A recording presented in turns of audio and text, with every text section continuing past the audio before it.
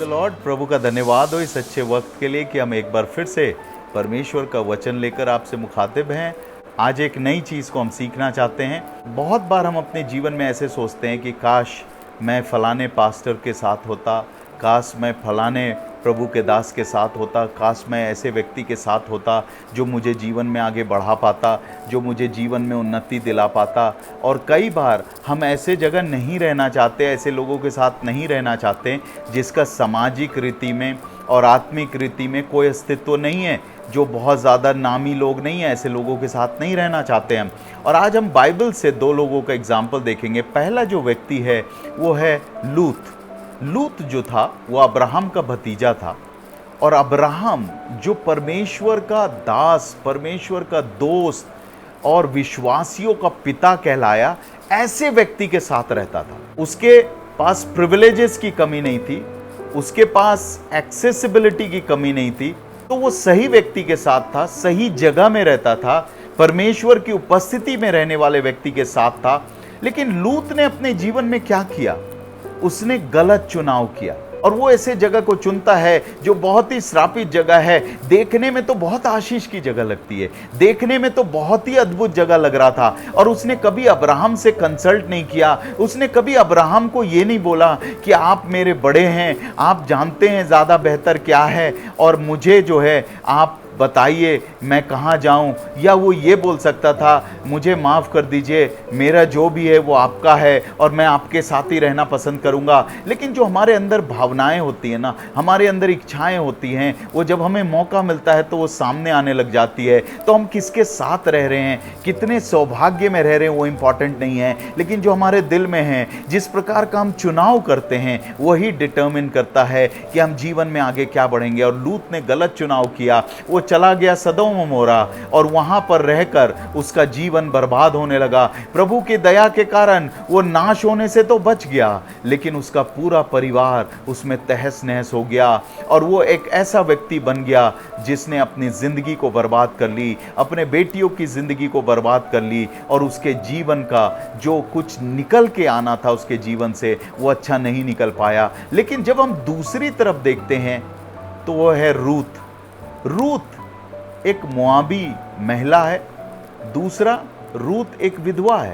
उसके जीवन में कुछ भी नहीं बचा है, उसका पति मर चुका है, उसका ससुर मर चुका है, उसके पास कमाने खाने के लिए नहीं है, उसके पास कोई फ्यूचर नहीं है। एक ऐसे बुजुर्ग महिला के साथ वो है जिसके पास कोई आशा नहीं है। और जब वहाँ अकाल पड़ा मोआब में, तो नाओमी जो उसकी सास थी, उसने रूत और जो दूसरी बहू थी ओप्रा, उससे कहा कि तू चुन ले कि क्या चाहती है, तुम लोग वापस चले जाओ और शादी ब्याह कर लो, क्योंकि अब मेरे पास कोई होप नहीं बचा है, अब मेरे पास कोई पुत्र नहीं है, ना ही मैं कोई पुत्र पैदा कर सकती हूँ। और ऐसे होपलेस कंडीशन में, ऐसे होपलेस व्यक्ति के साथ रहने नहीं चाहती थी ओप्रा, इसीलिए वो उसको छोड़कर गले मिलकर चली गई। लेकिन रूत की बारी जब आई, हम में से कई लोग ऐसे जन के साथ रहना पसंद नहीं करेंगे जो बिल्कुल होपलेस है, जहां कोई आशा नहीं है, जहां रहने से कोई फायदा नहीं है। हम ऐसे व्यक्ति के साथ नहीं रहना चाहते। आज बहुत से लोग बड़े बड़े अगुओं के परछाई में रहना चाहते हैं, बड़े बड़े लोगों के साथ जुड़े रहना चाहते हैं, जिससे वो हमेशा लाइमलाइट में रहे, आगे बढ़ सके। लेकिन हम ऐसे जन के साथ नहीं रहना चाहते। लेकिन रूत ने कमिटमेंट किया, एक समर्पण किया नाओमी के साथ। उसने कहा जहां जहां तू जाएगी वहां वहां मैं जाऊंगी, जहां तेरे लोग मेरे लोग, तेरा परमेश्वर मेरा परमेश्वर। जब रूत ये कमिटमेंट कर रही थी, तो बाती बात में उसने एक ऐसी बात कह डाली जो परमेश्वर को भाया। उसने कहा तेरा परमेश्वर मेरा परमेश्वर होगा। उसने पूरी तरीके से नाओमी और उसके परमेश्वर को अपनाया। उसने नाओमी के अंदर कोई ऐसी चीज नहीं देखी जिसको वो अपना पाती। कई बार लोग प्रभु में आ जाते हैं, लेकिन किसी चीज को देखकर आते हैं, किसी चीज को पाने के लिए आते हैं। इसीलिए यीशु मसीह ने एक व्यक्ति से कहा था, आकाश के पक्षियों के लिए बसेरा है, लोमड़ियों के पास भट्ट है, लेकिन मनुष्य के पुत्र के पास सिर रखने के लिए जगह नहीं है।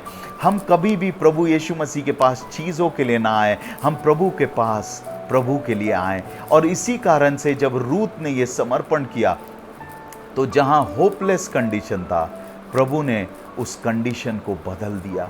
जब हम समर्पण करते हैं तो प्रभु हमारी परिस्थिति को बदल लेता है। नाओमी का परमेश्वर जब रूत का परमेश्वर बन गया तो परमेश्वर ने ये करके दिखाया कि रूत के जीवन में वो क्या कर सकता है। और प्रियो, मैं आपको बताना चाहता हूँ, रूत का विवाह भी हुआ और वो एक बच्चे की माँ बनी जिसका नाम था ओबेद, जो दाऊद का दादा था। और इसी वंश में यीशु मसीह की पैदाइश हुई। रूत ने जो सही निर्णय लिया उसके कारण वो यीशु मसीह के वंश में शारीरिक रीति से शामिल हो गई। प्रभु ने उसको धन्य स्त्री बना दिया।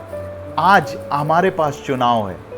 लूत भी चाहता तो वो अब्राहम से ऐसे बोल सकता था कि नहीं अब्राहम, तेरा परमेश्वर मेरा परमेश्वर, मैं तो तेरे ही साथ रहूंगा। लेकिन लूत ने चुना कि वो अपने जो हरियाली वाली जगह है वहाँ चले जाएगा। प्रियो, आज आपके भी पास चुनाव है। आप लूत बनना चाहते हैं या रूत बनना चाहते हैं? परमेश्वर हमारी कैसी भी परिस्थिति को बदल सकता है, लेकिन अगर सिर्फ परिस्थिति देखकर आज आप चुनाव कर रहे हैं तो आप गलत चुनाव कर रहे हैं, आप लूत बनते जा रहे हैं। लेकिन अगर आप परमेश्वर को अपनाएंगे, परमेश्वर के आगे समर्पण करेंगे, तो आपकी परिस्थिति कैसी भी क्यों ना हो, परमेश्वर आपकी परिस्थिति को बदल देंगे। तो आज आपके पास चुनाव है, आप लूत के जैसे चुनाव चाहते हैं या रूत के जैसे।